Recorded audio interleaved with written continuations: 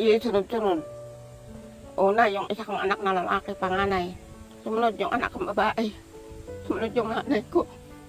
Sumunod yung asawa ko. Kaya hindi ko nakakayanin. Nanay Ligaya, binigyan ng panibagong pag-asa ni Pugong Be a Hero. Ikaw lang ang nakakagawa sa amin ng ganito, sir. Habang naglalakbay sila Pugong Be a Hero, para maghanap ng matutulungan sa liblib na lugar sa Bulacan.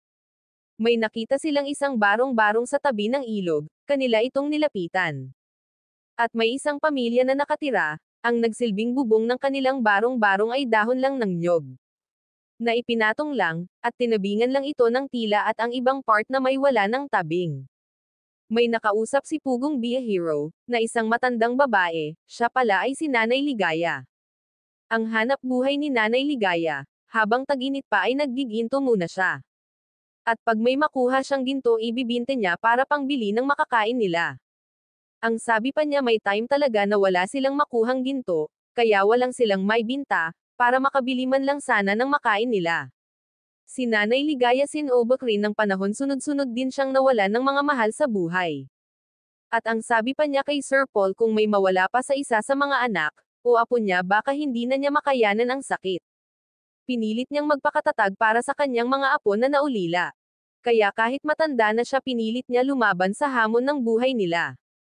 Binigyan din siya ng tulong ni Pugong Be a Hero na galing sa mga charity viewers niya, na nagkakahalaga ng 20,000 pesos, at labis na nagpapasalamat si Nanay Ligaya, at sabi pa niya unang pagkakataon niyang makahawak ng ganun kalaking halaga ng pera, dahil madalas niyang nahawakan sa binte ng ginto na ang pinakamalaki ay 2.5 lang. Kaya lubos siyang nagpapasalamat sa kanila Pugong Be a Hero. God bless you Sir Paul at sa buong team mo. Ingatan kayo lagi ng ating Diyos Ama. Mapanood ang full video sa YouTube channel ni Pugong Be a Hero, bisitahin po natin ang kanyang channel, ganun na rin sa aking munting channel Elma's Vlog. Maraming salamat sa inyong suporta mga kababayan.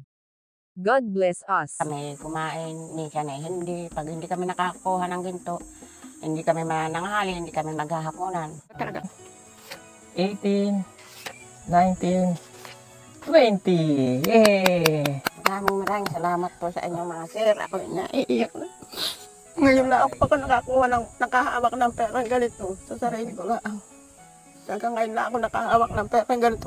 Ay, pinakamarami ko na nakuha sa pagiginto. Mga 1,000 o kaya 500. Sa maghapon na iyon o kaya 1 linggo namin kikitain. Kaya ako'y maraming salamat na lang sa inyong mga tumutulong sa akin.